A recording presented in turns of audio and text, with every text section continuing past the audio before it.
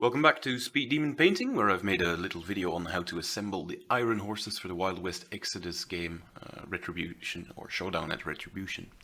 Now, quickly a word on the tools you'll be needing. You will need some clippers, preferably a sharp hobby knife to do away with all of the mold lines, and I always have an old brush at hand as well, just to brush things off after you've removed them, because you can always have small little things going stuck on them. And another quick tip, if you're going to be using plastic glue, get a lighter to clear out that nozzle. You'll need it quite often doing so. Now in the sub-assemblies, I'm taking them apart as I go, and I'll be showing you how I've made all of these different sub-assemblies for what I think will be the easiest in terms of accessibility to your model.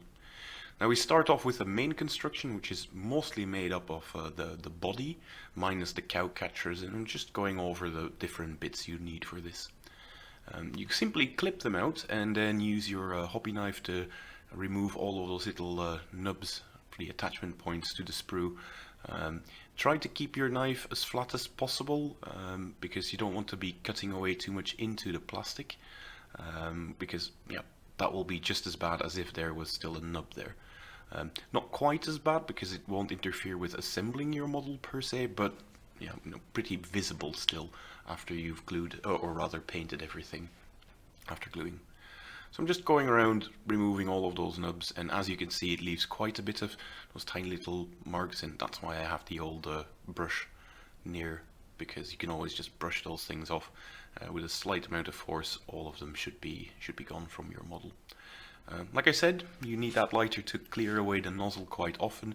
When you do, however, you have to be careful because there will be some fumes coming out of it that will melt plastic. So I always just blast the first bit into a part of the model that will no longer be visible before I go around and apply that plastic glue to all of the contact points.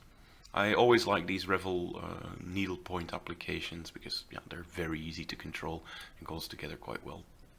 If you've got your parts, just press them together firmly for a short while, and then you can start assembling the rest of the parts that are attached to the bike. The little grill in the front is the first one I'm attaching here. It has the added bonus of sort of masking the seam line that you get on your bike. Same with the part at the back here. You just clip it out, start cleaning it off. And I always do this bit spread out so the glue can harden on one part as I remove the mold lines from the other ones. It sort of gives that plastic glue a bit of time to really get stuck in, because it is a very slow drying glue. Essentially what it does is it melts your plastic, and as it sort of hardens out again, it will weld the two plastic parts together. It's a very solid bond once it's dry, but the problem is it does take a while before it is completely set. It has its advantages though. You can still make some micro adjustments if you've noticed something has gone a bit wrong, which you can't do with super glue, which is why I don't recommend it.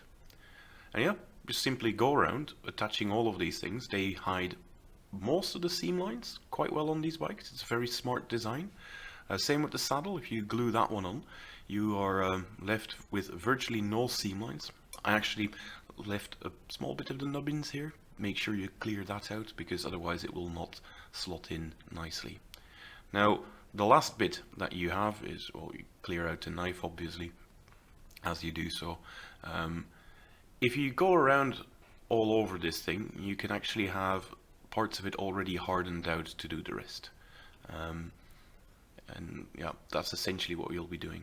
The most finicky bits I thought that the main structure of the bikes had were those jet engines at the back. They were really annoying to clip out and remove all of the mold lines from. However, attaching them was fairly easy because they all came with their own little bumps and nooks to put them on, and the main jet part was sort of an elliptoid shape, so it went on in one way and only one way. You do have to bear in mind how you orient it on those things. Right. Now, as you go, I find it easier with these little bits, a little tip, is to apply the glue to the main body and then push the small bits on. If you're going to be putting glue on those small bits, the chances of the glue getting onto your hands and you spilling glue all over the model are just too they're just too great. So I always just apply the glue on the side which is the largest one, and that will prevent glue spilling over. And I do this for the two small sides. They have a little nubbing on the outside, so they just find their way rather easily. And like I said, if you're doing the central bit, keep in mind that there is a bit of a bend in it. It's not just straight, so you do want to make sure your orientation is correct, as I'm trying to show you here, so that the most narrow part is aimed towards the center of the model. You have to give it a good old push, and then it should be slid in. There's not that many parts that are still left to do. It's those two ramps that sort of form the landing gear, if you will, from those things. It has a flat side, which is the one that you have to make sure goes up. But you can't really get it wrong, because on the contact point you also have a small nub that shows you how the orientation has to be. I don't think you can do this wrong, unless of course you do it very, very wrong. And the great part about it is, if you just push it in like this from the bottom, they will automatically sort of be at the same height, the same angle, and you won't have that awkward one bit is, you know, raised higher than the other. It will be fairly neat and stable. Also, once these two parts are on there, for the next painting part, you can just have it rested on the your work surface quite easily. Just make sure you give it a good old push like I'm doing here, and then yeah, we're done. And at this stage you will actually be done to remove one of the few seam lines you will have left on this bike, and that's the one on the fuel tank that goes on the top. So this is, for me, the ideal timing to sort of do away with that. You want to make sure that your glue has had a bit of time to harden out, because if you do and it's still sort of stringy, it's a nightmare to remove those seam lines. So just give it a good 15 minutes or so before you start doing that. And then the last part that goes onto the main body are essentially the handles. I'm assembling my bikes as lawmen bikes. They go with the sort of mechanical hands, because it seems like the lawmen have been shot up pretty much and have some bionicle parts on them as well. So these were very handy, very easy to attach. They come with triangles, making your orientation very easy. Can't go wrong. You just have to press it quite hard before it goes in all the way. So make sure you do give it a good old squeeze, just so it slots all the way in. And you just repeat this process on both sides essentially. And once you've done so, make sure that the triangle is lined correctly. You should be able to sort of put your rider on there with the orientation coming out the way you want it to. And if you've done all of this, you should not have any more visible seam lines on the model. The next subassembly part that I did was sort of the cow catcher at the front. I did one test model beforehand, and I also just glued the Gatling cannons on there to go. The two parts that need to be clipped were glued together, and you know, they just go onto each other. They find their way rather easily, and they make for one big old part. Now, my reasoning for taking this part of the cow catcher off is because, well, you have the whole grit on the bike that you can get to quite easily if you do keep this part off, and it has a very handy little way of sliding in onto your bike, so that's not an issue. The trickiest part of this assembly I found were the Gatling cannons. It does have two nubs on there, but they still have quite a bit of wiggle room, and there's nothing more annoying than the two Gatling guns pointing in a slightly different direction. So I was doing my best here to make sure that that they're nice and horizontal. That seam line between the two bits, the cow catcher and the one on the top, was used as the orientation for it.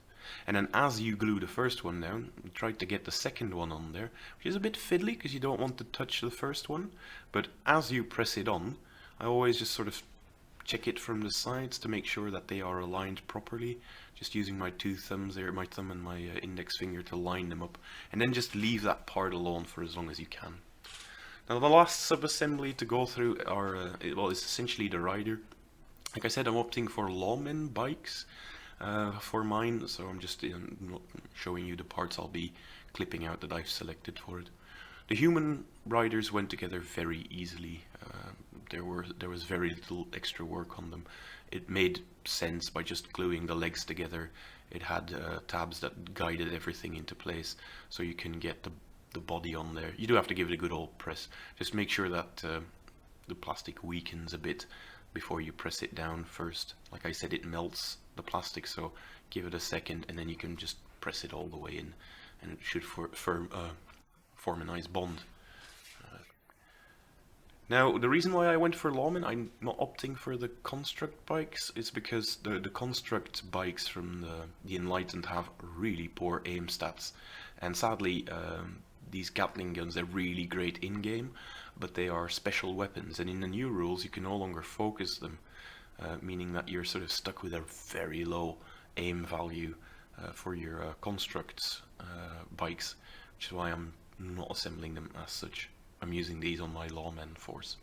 But the great thing about the starter set is you get all the options you want, so you can make all of them, which is what I like about this starter set. It's great value.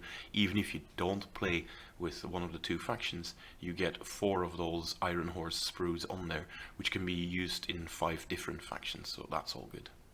Now, after I've assembled the rider, I just do a quick dry fit check to make sure that the plastic parts all line up neatly. The hands and the arms form one part. The great thing about plastic glue is you can still sort of pressure it into its final shape before it sets, which is what I did with that rider there. And the final bit is attaching that flight stand to the base. Now, the ideal position for this is quite centrally, actually, and slightly more to the front. So if you draw an imaginary line across that stadium base, it is sort of placed right before that top part. And then the very last thing that you need to get is a part that in the instructions I have not touched yet, because I want to keep it on the sprue, and that's the control panel on the bike part. You have to paint this separately if you want to attach the cow catcher on later, to have a sub-assembly that you can paint in a different color, which is what I'll be doing in my next video. So if you want to see how that goes, stay tuned for that. That's it for this video. If you liked it, do press that thumbs up, and if you want to see how I go about painting this thing up, please do subscribe to the channel for any further updates and to see how this ends up being a Lawman bike. I will see you in the next video. Bye.